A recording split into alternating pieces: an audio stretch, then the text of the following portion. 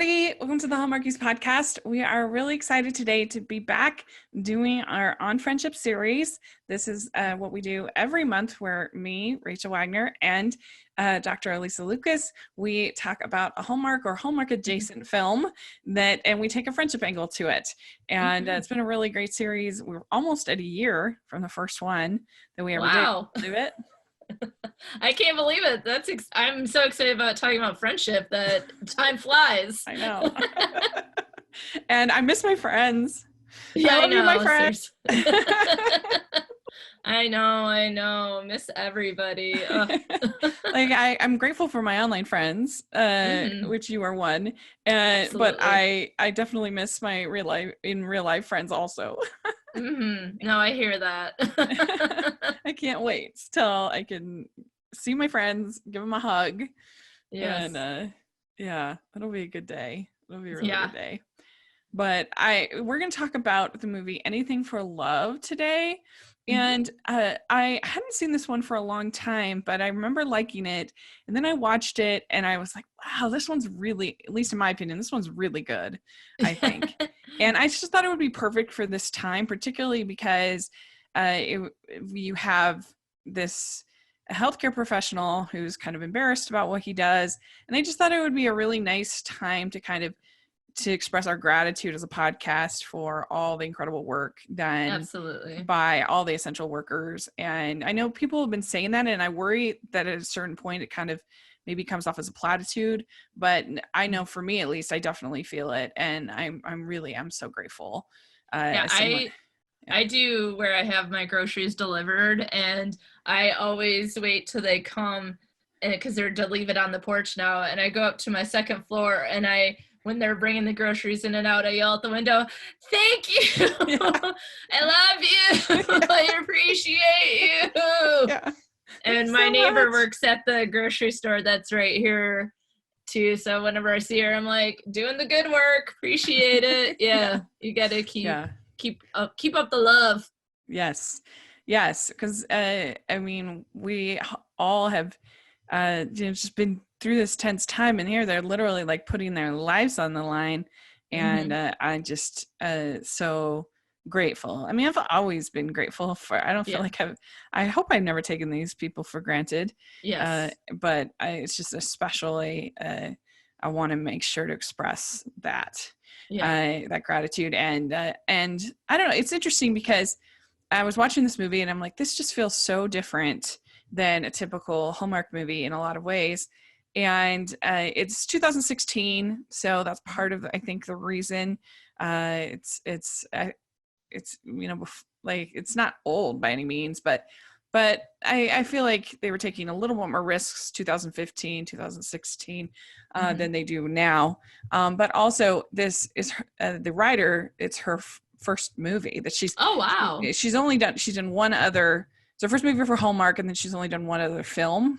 Yeah. And I think when you get those first timers in Hallmark, it's usually really refreshing, and you're like, you feel it, and you can tell that they're new voice and they have something to say, and I like that a lot. Her name is Barbara Curry. Good job, Barbara. Yeah, that surprises me. That you say that was like a first Hallmark movie, so that's pretty cool. Yeah, write more Hallmark movies. Yeah, Barbara, you scored. But yeah, so this movie is it's basically about you have this woman who is the head of this huge company, this corporation. She's really insecure. And then you have this nurse, male nurse, played by Paul Green. And he is insecure about being, he's pretty confident, but then it's just as far as dating, he's insecure. And so that's, and what were your overall thoughts about the film? What do you think? Well, my first thought was like, I get, the risk of having, I think in this particular case, Erica Christensen, who I really like from Parenthood, in this, it's a family business, but it's still a multi-million or billion-dollar company, and she's like the head of it. And then having, the status level, I guess, be different and not following gender roles in that sense, I thought was really, you're talking about risk taking. I thought that's what was different about it. But I was kind of surprised about how shocked people are with the male nurses. I was like, have we not had them before? But I was like, but maybe it's, it's Hallmark. It's like, to me, a lot of times it can be like they're just putting the period on their exclamation point, right? They're putting a period on the point they're making. And I think that's what they were sort of playing around with was this idea that for a man, that they should be in these high status positions, and for women they shouldn't be in high status positions because they'll intimidate men. And so I really like that aspect of it, but everyone kept being like, you're a nurse, and I was like, I would be fine. He's great at his job. He seems to be a joy to be around. And I was like, you know what? It's okay. They probably did lay it on a little bit thick with that. But I actually do think it's more of a thing than we think. I think even for teachers, I think there's sort of like a male that becomes a teacher. There's still sort of that underlying kind of like, well, you must be wanting to become a principal, or there's sort of this, anything that's seen as kind of a service profession, aside from like an auto mechanic, I think is still seen as kind of if there's something like feminine about it. There's something like they should be more ambitious than being just a nurse. But the problem with that is the word just shouldn't be there, because we need nurses. We love nurses. Nurses do a lot of work and a lot of good work. And I have to say, when my appendix burst, now it burst in 2009, I would say that except for one nurse, all of my nurses were men. So maybe it wasn't the one time I had like an extended stay in the hospital, I had a lot of men as nurses. And so, Yeah. Well, I asked, we did an episode of the podcast on, there's a Canadian show called Nurses, starring one of the friends of the podcast. So we covered in just a one-up episode with me and my friend Jen, who is a nurse, and she's a doctorate of nursing. So she's very well educated. And I asked her, I said, is that still that stereotype, I guess, of, sort of women being nurses, and she said there's usually like a couple token male in the thing, but usually they do end up going on to pursue becoming a doctor or something like that. But I think your point with like that with dating, it is more likely to be an issue than me going, have you never seen a man as a nurse before? Right? Like that, to me, I was like, everyone else seemed to be freaked out about it. He didn't seem to be that freaked out about it, but then like his friend kind of lays it on thick with the dating card and like how women are always after doctors and things like that. But I think what sticks out for me, and as you know, and I'm sure your listeners knows, that we talk about being single on this show, right? Right. And I have a PhD, and I've been told in terms of advice to not come out with that right away because it's intimidating or this, that, or the other thing. And I'm like, but it's what I do. Yeah, it's who you are as a person. And a PhD is a doctorate of information. Like, I can't save lives. I can teach. Right. Well, I'm not saving lives, but also a PhD is nothing more than someone who worked really hard for a few years on a very specific topic.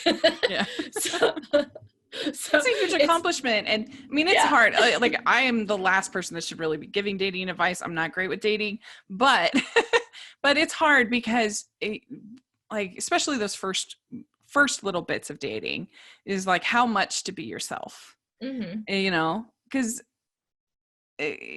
we're all a lot.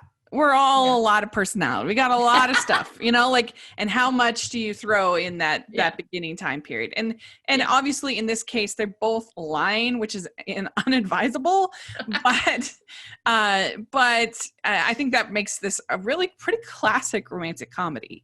Yeah. Because it has those elements of kind of just, sort of lying to each other. And that's pretty classic. But what I have to say to you though, is that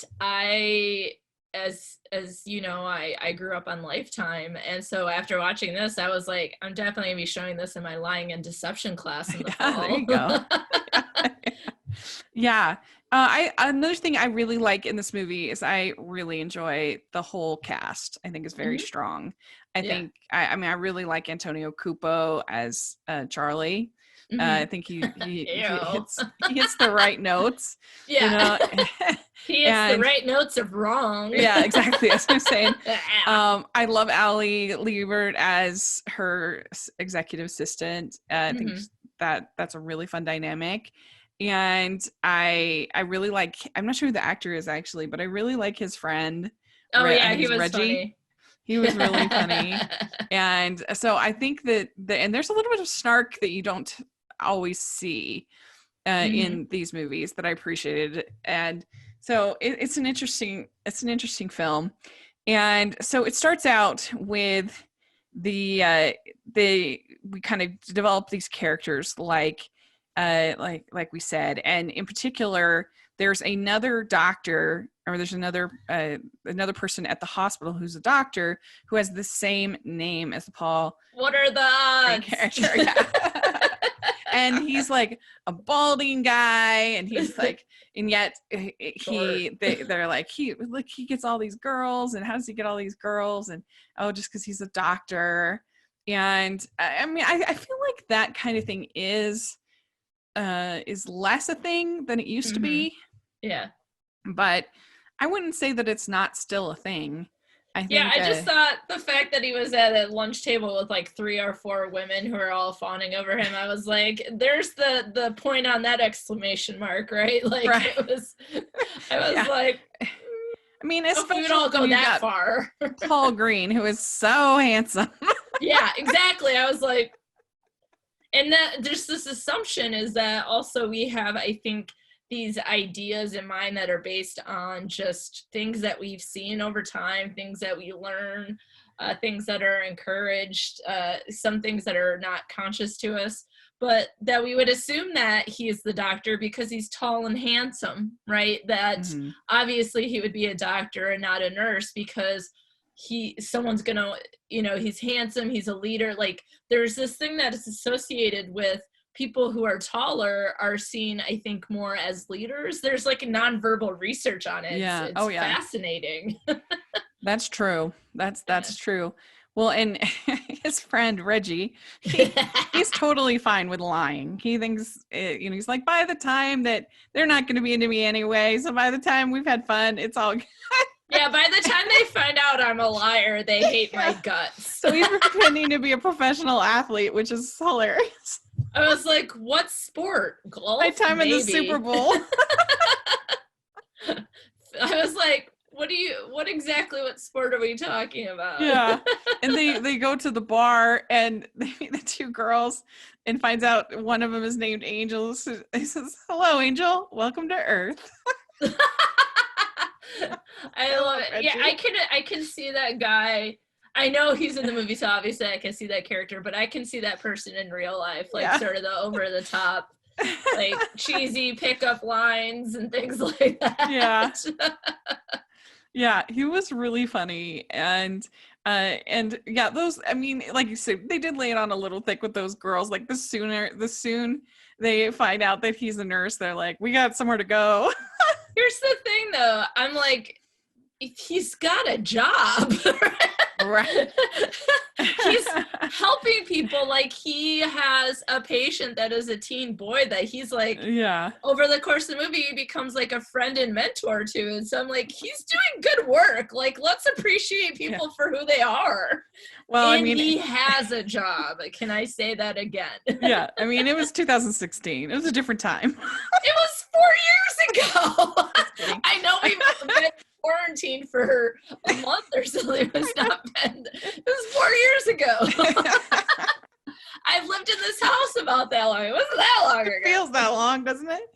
It does feel that long, but it wasn't that long ago.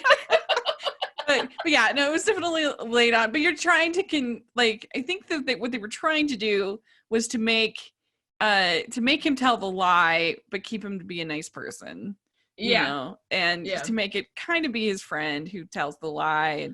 They both do, because her assistant does the same thing, and her assistant is also her friend because she lives for her work. But I feel like it's easier to keep her likable because she's our lead character, and she's, I don't know, I just feel like it's easier to keep the female character likable than a man who's telling lies and in a Hallmark movie. I do. Oh, that's true. I mean, yeah, Hallmark, because I'm like, Erica Christensen plays that really well, sort of like that rigid sort of. So they're like walking that line of kind fun. of keeping him like secure, I mean insecure, but like, and he's telling this lie, but he's, you know, still because they wouldn't want to make it something like, say, Pillow Talk or something like that, where you know the Rock Hudson character is just like lying, and pretty bad guy when you think about it. But they also even it out by having them both lie, which I thought was a really interesting take on it, because usually it might be like one person lying, but having them both lie on their profiles, one was planned, but the nurse, he did not. It's his friend did it without his knowledge. And so can we also talk about perhaps the difference between guys' best friends and women's best friends? Yeah. Well, and she was an interesting BFF because she was just her office friend, but I think that's all that this woman had. Like, it felt believable to me, and I really liked Ali Liebert. I mean, she was really, especially once it gets to the end where she's like, I don't think you realize what a snob you are. Yeah, that was great. That was I very really effective. liked that part. Yeah. And but I don't know what you think, but I do think there's still something to be said about men being intimidated by powerful women. And I think that's still a thing.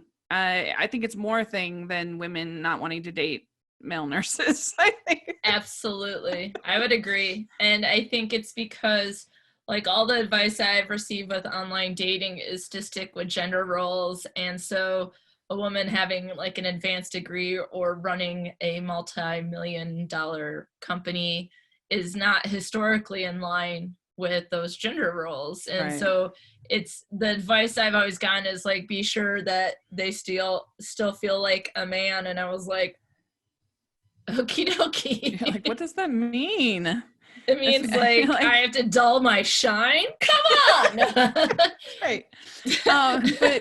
But yeah, I mean, what was nice about this is that, as opposed to most of this kind of trope, is you're kind of a total ice queen, and you have to be like thawed by the nice guy. Yeah. And there was maybe a teeny bit of that here, but not that much. I mean, she was pretty nice and pretty insecure from the beginning, as opposed to like The Proposal or Devil Wears Prada, or, you know, these kind of things where the powerful woman is the ice queen of business who's, you know, horrible. And so I think that they did a good job, and she did a good job with the script of writing her character so that you believe that she does not trust anybody. I mean, anyone. She doesn't even trust her dad. Yeah, but also it seemed like the dad didn't really trust her either, so maybe that's where it comes from. It's maybe. Like, because even at some point she's like, you know, you put me in charge of your company, but it's like, you can't trust me to be in charge of my own life. And I thought that was a really interesting juxtaposition. I think your comparison to The Proposal, which I have seen and might not be the first genre I go to. Obviously, I grew up in the Lifetime house, right? Yeah. And that's why I'm like, it's a year of me watching Hallmark. My life is better for it. And I enjoy The Proposal. I do, but it's not a first movie I would choose to watch, but I enjoyed it. But yeah, exactly, that ice queen. I see what you're saying, I guess is my point, is like Erica Christensen and her character needed a slight defrost, maybe not a melt. Yeah. Well, and I think when you're constantly you're constantly judged and you're constantly in kind of a masculine world, it can be really hard to kind of to trust and to let that go.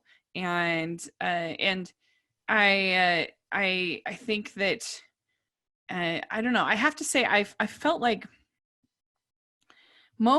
it's a weird dynamic, because I have to say that the the most of the terrible bosses that I've had in my life have been women, which is horrible, which I hate to say, but I found that with a lot of people that I think that we still, as many advances as we've gotten for women, I think we still haven't gotten to the point where we can be a woman and be a man at the same time. You know what I'm saying? That we can do traditional, like you were talking about, gender roles, that we can do things without, I don't know, I feel like the terrible boss, particularly the terrible boss that I had, she was really bitter and she treated everybody terribly. And I have to believe a little bit that comes from the fact that she was always having to prove herself. You know, as a woman in business. And I mean, I don't know for sure, but it's an interesting phenomenon, I guess. Does that make sense what I'm saying? It does. And I think it's not just that she might have been bitter. It also might be how people treat her based on whether or not they think she should be in the role that she is in. I think just in general, we could do better at training people to be in charge of other people. Yeah. No, right? That's so true. But there's you know, when, you know, it's like girls are called bossy and they're called the B word and they're, you know, it's like being aggressive like a man might, there's still some a backlash for it. And so I think, but also I also think like competition, oftentimes in the workplace I see it, you don't see women supporting women enough. And it's like, but it might also be because women historically had to fit into the masculine world versus it being a world that we can all exist in without these stereotypes, biases, and boxes, right? So absolutely. And that's it. If her character, if all she does is work and she's the head of it, then she's going to be in this fast-paced, nonstop competition, cutthroat sort of area. And what she is missing is having a life. You know what I mean? And so her dad visits her at work. Her best friend is her assistant. You know, she hadn't been dating, or if she did, it was someone who was in the business who wanted her dad to look over a project he had, and the Charlie guy, who was a very good wrong guy. When I do that, I think they're great. When I'm like, ew, gross. Yeah. Well, the interesting thing about him, I thought, is that at least for that first part, I thought that he was an interesting character because he's trying, I think, to kind of be the boyfriend that he thinks she wants. Like he's telling her, like, I'll just be here whenever you need. I want you to be my person for Friday nights, for Saturdays, whatever. And I think that's what he thinks, probably with pretty good cause, that that's what she wants. But it's not until she is with somebody totally different that she realizes what she wants. And I would think the introduction of that character would have been enough when he just holds up his glass and is like, I want a refill, and he doesn't even look at the person, and it's actually her. And I was like, you can learn a lot from someone based on how they treat people in positions like wait staff, etc. And I was like, I already knew. I was like, he's the wrong guy. I already know it. Well, and just like compared to some of these other wrong guys where they're just terrible, like in Birthday Wish, for instance. It's just the worst. Like I can understand like her coming up to him with the table full of papers and him making calls and stuff. That's totally something that I can think that he would think that she would really like. Yeah. Because that's who he sees her as. Because she's just been one person. I mean, in fairness to him, I think that it would make sense. But the problem is that you never get any kind of sense of an authentic person. Yes, thank you. Because at least with like the Birthday Wish, they had come to that agreement that this was the relationship that they wanted. Yeah. And then she changed.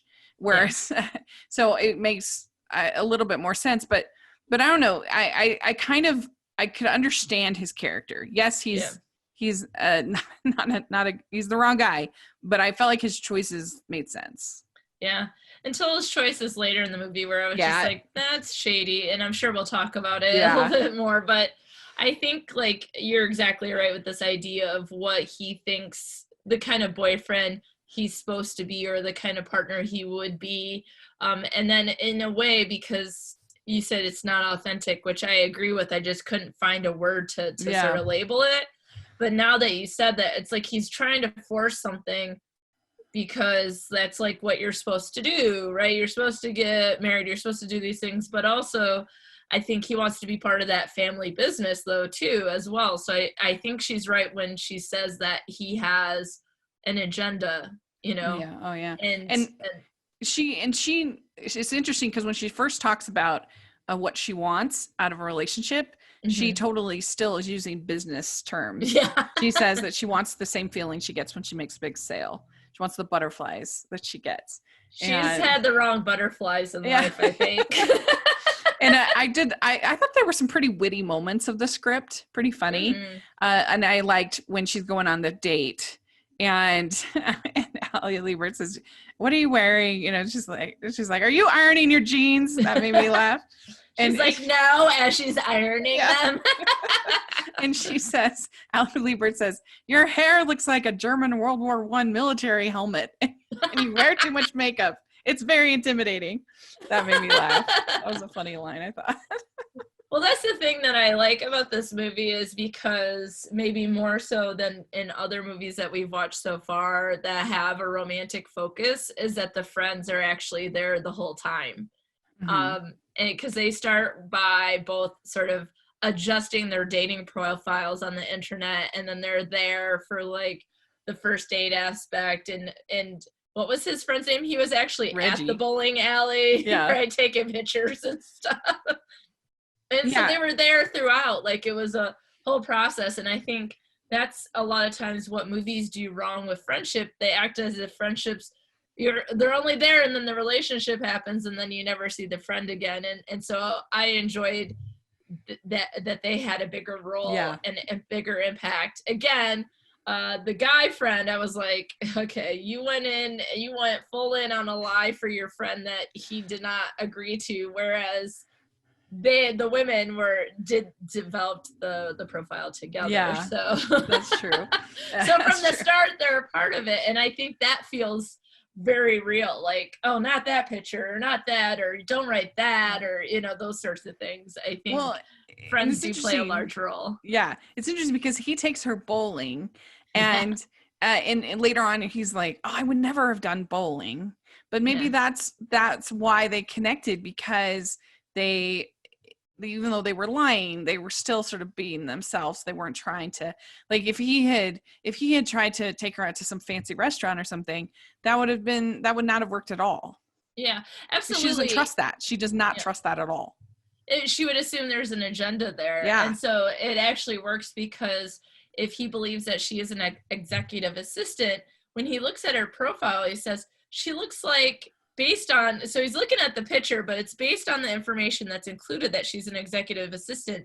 She feels like, she looks like someone who would want to do things like I do, like go camping and do those sorts of things. And I was like, does she? Is she going to be? Well, I guess we'll see. But but so he picks bowling. But yeah, he might not have picked that date as if she had listed that she was a CEO or whatever her title was. Exactly. And the same thing, like, if she thought she was going out with a doctor, is there going to be some judgment about going to a bowling alley, right? Like, I think that the stereotypes that we have fuel our expectations of how people behave. And so I think that was really interesting take in the movie, for sure. Yeah, but they are the worst bowlers to ever exist. Like, oh my God, has she never bowled? Like, has she ever seen it in media ever in her life? What? You literally just...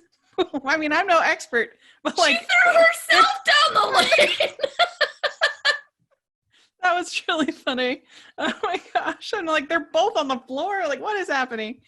But it was really funny because I had just watched the first season of Roseanne. There's an episode where they go to the bowling alley. That is like a classic episode of television. And so then I got here and I was like, has she never seen the inside of a bowling alley?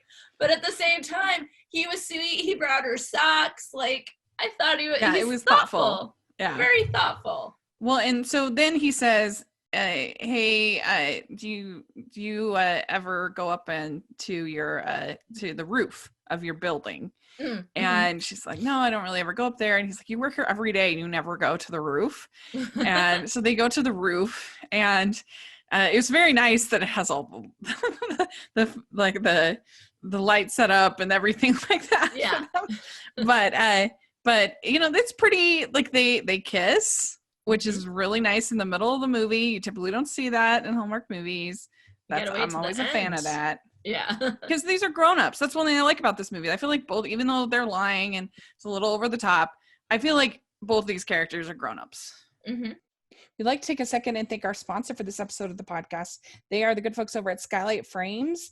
And we have Mother's Day coming up. Everybody is, you know, a little bit, you know, in this weird spot.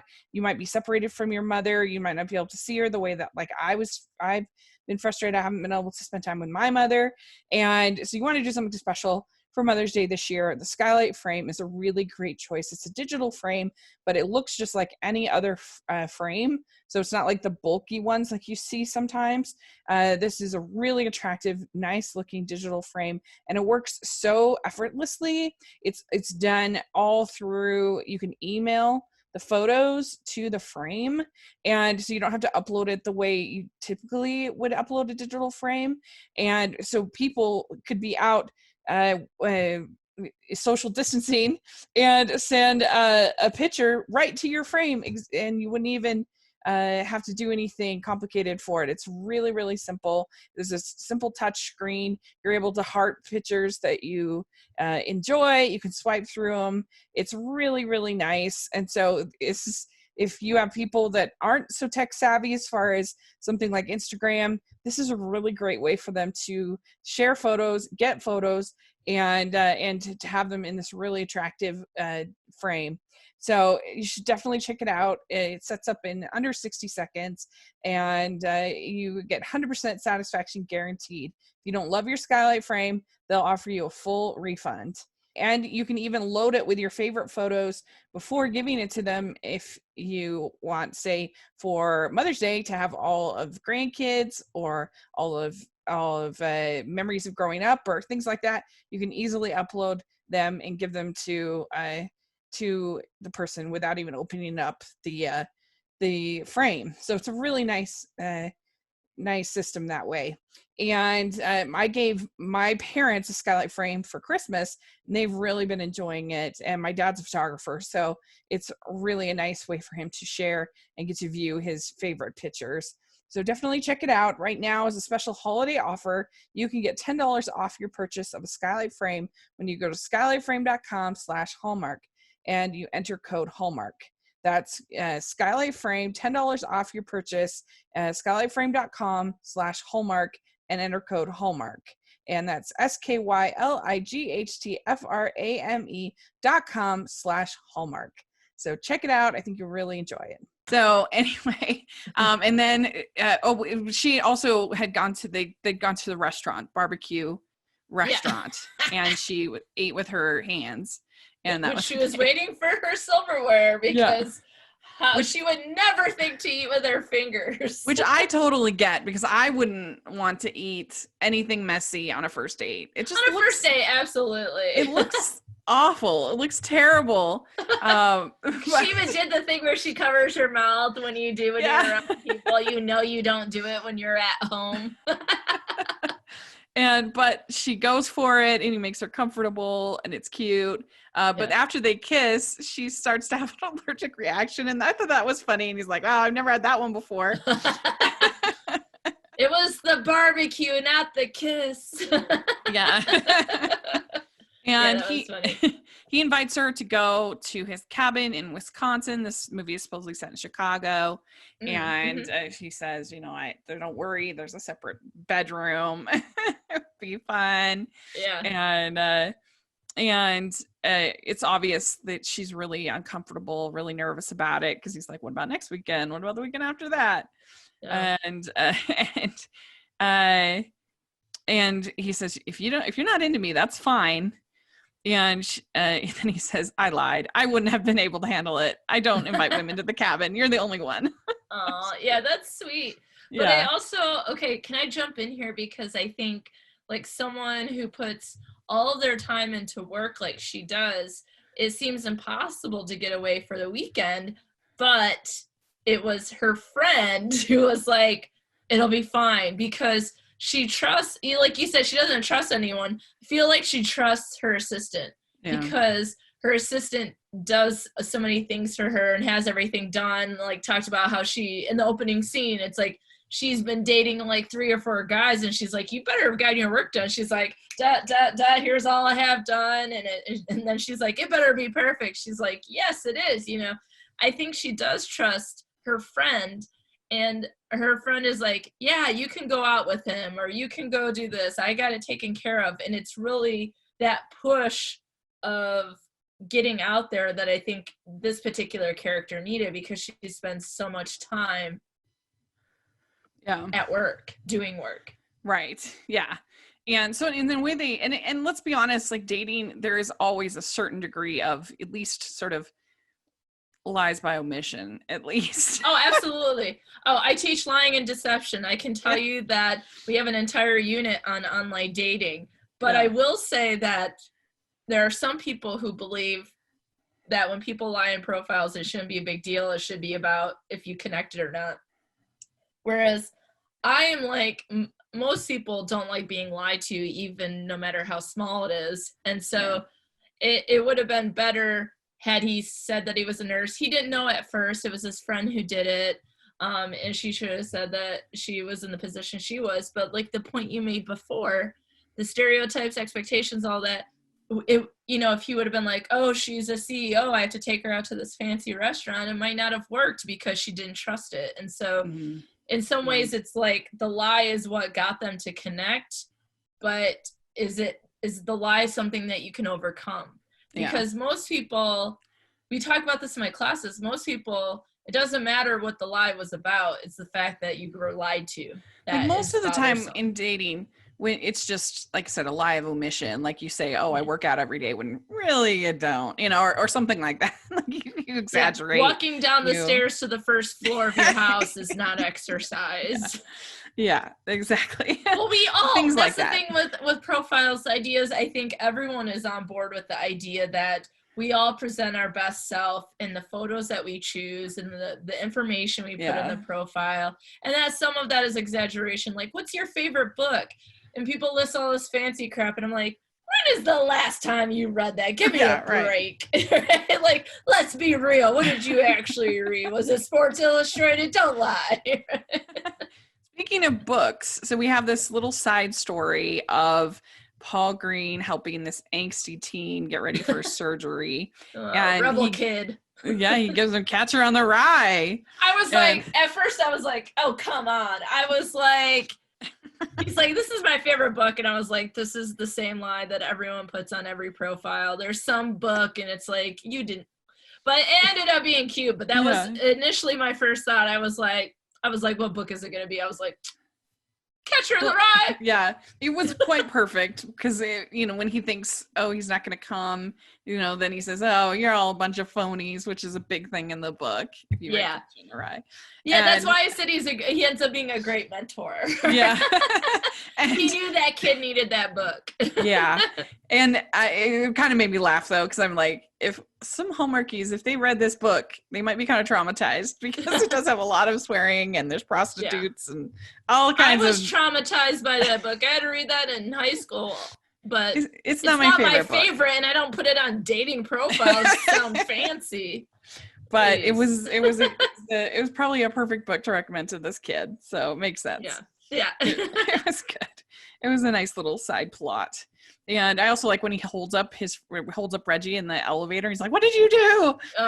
When he found out about the lie. Yeah. And he had a chance to come clean and he didn't. And then he holds up his friend. Yeah, that was funny. And she tries to tell him many times. Mm-hmm. And I did kind of laugh when she's like, "I can't cook." That's her thing. And it reminded me of last episode with the 7 recipes. So. Oh yeah. Oh my gosh. Because that's all you need to know to be able to cook. 7 recipes, that's right. It does seem like so long ago. That was last month's episode. Yeah. But he says a really interesting, he says, I don't care what you're not. I care what you are, and you are what every guy would dream of.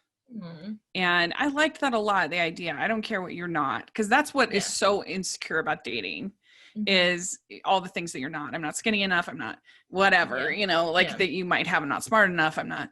And so that was a very attractive line, I thought. Yeah, you're like, oh, hello, sir. Yeah. And so then she has to leave because her father has a heart attack, and it gets complicated because he's being treated in his hospital. But she doesn't want him to know that that's her dad. And obviously he doesn't want her to know that he's a nurse. She tells him he's at the other hospital, but then she's there. So there's all this kind of back and forth for a little bit. We also see that her dad is still like a workaholic from the hospital bed. Yeah. And so you can really understand what made her the way that she is. Mm-hmm. And, you see there's a chessboard, and so she ends up playing chess with her dad, and she tells her dad, she says, love is personal, you and the board of directors don't get a say. that was a good moment. I just love that it was like not only his hospital, but it's like the wing. He's like a cardiac nurse of some sort. Yeah. So it's like, so he ends up being the dad's nurse, and he plays chess with him too. Yeah, which was it was a fun dynamic of like them seeing each other and then just trying to lie, and it was fun.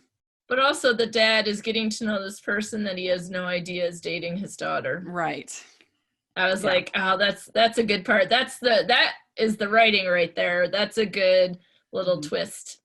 Well, and even he tells him to, if you love her, you got to tell her. And so basically the Charlie character, he tries to blackmail the Jack, and comes to his house and tries to basically intimidate him and buy him off. And he's not going to be into that at all. And that's where he really turns. You should never blackmail people. Like, first off, why is it your role to do that? Second, I know he's only doing it to show that he's after his money, but then I also like where he's like, no. He turned down the blackmail, and I was like, thank you. Yeah. Ridiculous. Because, it's just a stupid thing anyway, because why would she want to be with you anyway when she's going to find out, which she will find out, that what you did. And and it's fine, I guess, if you find something, if you're certainly concerned about who your friends are dating, like you can tell them, but to try to blackmail the other party is not good. So Charlie makes the big reveal, and Jack says to her dad, says, you don't think a nurse is good enough for your daughter. And then she says, oh, it was too good to be true. So she was pretty sad. And she says, well, you were pretending to be more desirable than you are. And I was pretending to be less desirable than I am, which is interesting. And then Ali Liebert, she says, why are you upset? Because he lied, or because you're a bigger snob than you're willing to admit? Yeah, because she kind of puts down being an executive assistant, but her best friend is an executive assistant. So that's right. And the thing about it is, when the reveal happens, she finds out that he's a nurse, but at the same time, she was going by a different name, right? So she was going by Debbie. Right. Yeah, that's true. And her name is Catherine. And so I thought she was a little too far offended by his lie when she was in fact lying. And that's what she said. She said, you were lying too. So that's not the real issue. The real issue is her struggling with the idea of actually being with a nurse. Like that's really what is the problem. And that's why it's so good that she says that about, well, you're a bigger snob than, plus she did totally act like, she did slight her for being an executive assistant, which is like a really hard job. Yeah, trying to God, yeah, I wouldn't want to do it. No, I don't think I've been that kind of receptionist, I don't think I could do it. Not that I wouldn't want to. I don't think I could do it. Yeah, she did a great job with it, and she looked so good. You have really good fashion in this movie. But anyway, so she kind of realizes to her, like, oh yeah, I'm being a jerk, which I appreciate that. Like, a lot of times I feel like sometimes in Hallmark movies, and they're afraid to give the characters flaws and make them, oh, I was a jerk there, I need to apologize. Like, I need to, but that's what makes you human. That's what makes you an interesting person that we can relate to, because none of us are perfect, and we all, it just made it, I appreciated that a lot. And so he ends up visiting the kid on the day off. He's there at the hospital. She goes to the hospital. She gets the paging system, whatever. Yeah. And that whole thing was so cute, because then he goes on. So they're both talking, and then she tells Charlie, she says, well, what if I had Debbie's job? Would you still be interested in me? And so, then he kind of realizes, and he's a jerk too. And then we also get Allie Liebert and Reggie. Like, oh yeah, the match made in heaven. Yeah. Bunch of liars, put them together. Yeah, that's really cute. It's really cute. So she tells her dad, sometimes you need to trust your instincts. Jack is the one for me. I need to trust my instincts on this one. If I pass it up, I will regret it my whole life. And then he says, I couldn't agree more. So that was really cute.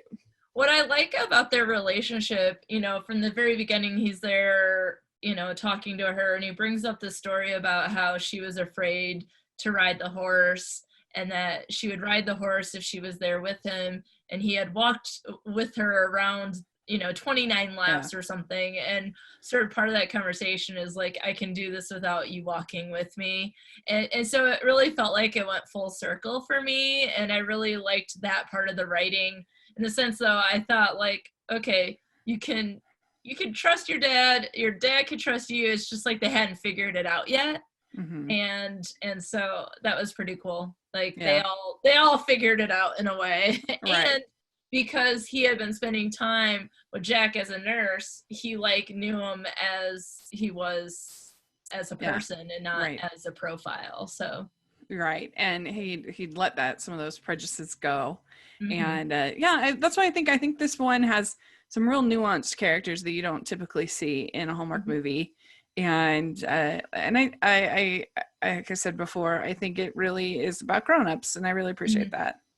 And they've been moving away from characters saying I love you at the end, because usually there's just not enough time. Yeah. But I was fine with that here. I felt like there was definitely a real connection. And I think that sometimes when you're older and you know, like sometimes you're moving along, like this isn't like, for sure.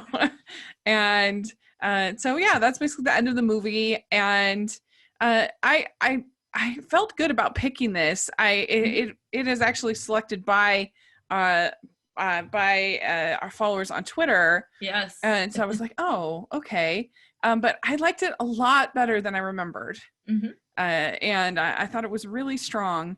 And so we did get, I put on Twitter some people's thoughts, and we did get an epic comment, which is awesome. Yes. And so I thought I'd read it. 3 parts. And this is it's James Butts on Twitter. And he says, what makes this film better than a lot of Hallmark's work is the different take on how they grappled with the social convention that more money and status equals better or more desirable, especially for men. Hallmark is one of the few outlets on TV that really attempts to tell stories about people outside of the upper middle professional class. Why I am so confused that they are labeled conservative. And this movie does that better than most. And the friendship related thing I always remembered about this film is the dynamic between Allie Liebert and Erica's characters. Yeah. Especially the moment when they have the conversation about the heroine snobbery and the subtext for their relationship. It was really well done. So yeah. You nailed it, James.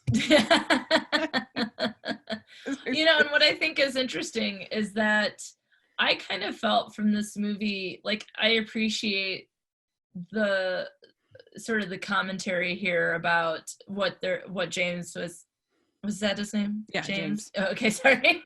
What James was saying is that, you know, what makes someone desirable isn't the job they have, but who they are. And I love at the end where she says, I'm going to go see a guy about my gist, because he says it's like what he likes about her is the essence and the gist and that sort of thing. But one thing that I found interesting about this movie, and I'm still sort of grappling with it, is I felt like he had less room to move. You know what I mean? I felt like she was far more insecure and needed to go up on the roof of her building. I think she needed to go bowling, whatever the heck that was. Yeah. And maybe not so much he needed a partner, but he had difficulty because people apparently don't want to date nurses. And I think for her that a lot of times she just wasn't doing it at all. And so that was something that kind of stuck out to me, is like, I felt like not that she completely changed, but her life became so much more enriching, I think, for her being outside of work. Yeah. Yeah. So. Whereas he didn't change as much. He wasn't as much a dynamic character as her, which in fairness, she's the lead character. Yep. And I also thought, hey, some people are cool people, and, you know. and she also would have been somebody who'd been taken advantage of by men so many times that again, she just doesn't trust anybody. So I think that's a big part of it. Yeah, it's like closing yourself off, where, you know, are women more likely to do that than men? That might be an interesting question. Yeah. I think maybe there's some truth to that. I don't know. It is an interesting question. And I mean, how much it's always interesting too to think about how much of gender roles are, you know, because people say, oh, well, gender's a social construct. I get it. I get what they're saying, but I also believe there are differences between men and women. We're not the same. And so where does that line go? I don't know. I don't know the answer. But it's one of the classes I teach, actually. I teach gender communication, and I think there are a lot of biological differences, but most of the differences that are placed on us are arbitrary in some ways, although there are a lot of biological differences. And I think that's the social construct aspect of it. Social construct aspect of it that might be based on biology is going back to evolutionary and thinking like men were picked as partners because they were big and strong and could protect the family, so to speak, you know, and historically speaking, men are more likely to initiate relationships. So he might have been putting himself more out there because that's typically what happens. Whereas if she's not initiating and she's turning down people who are initiating because she doesn't trust them, then she's going to be more closed off. Yeah. So, well, and typically, obviously, women were the ones rearing the children. Yes, and so, absolutely. You know, I only did half of that evolutionary example. Sorry. I only did half the example. but even if it is a construct, it still exists, and it's still a thing that is part of our lives. And so I don't know. It's an interesting thing, and I don't know. Like I said, I really liked this movie a lot more than I remembered. I'd probably give it like. I don't know, 4.25 crowns out of 5. I'll probably give it a 4 out of 5. I enjoyed it. It's a good score. Yeah. I don't know if I can condone all the lying. Or friends who lie for you when you didn't want to lie in the first place. Right. That was Reggie. Reggie. Now we need the Reggie Allie movie. I feel like I need that, or whatever. I would definitely be there for that movie. Yeah, that would be a good one. So, all right. Well, very good. Let us know your thoughts on this one. If you've seen it, what you thought of it. I would love to hear in the comments section or on Twitter. We would love just hashtag on friendship, and we will love to read your thoughts. And Alysa, where can people find you? Yes, I'm Best Forever's Pod on Facebook, Instagram, and Twitter, and my webpage is alysalucas.com. Great. And you can find me at Rachel's Reviews, all over social media, iTunes, YouTube, and on Rotten Tomatoes. So check that out. And make sure you're following the podcast at Hallmarkies Pod, Hallmarkies Podcast, all over social media, iTunes, YouTube, and please leave us your ratings and reviews on iTunes and give us a thumbs up and subscribe to the channel if you're watching on YouTube. We really appreciate that so much. And and make sure that all of you male nurses, we love you so much. We love all the nurses, but it's okay. It doesn't matter the gender or sex of your nurse, as long as they're helping you. That's right. No, we really appreciate all the essential employees. Thank you so much for all you do in getting us through this time period. And stay safe, everybody. And we'll talk to you all next month in new On Friendship. If you have any ideas for On Friendship, just put it in the comments as well. So we'll talk to y'all later. Bye, everyone. Bye.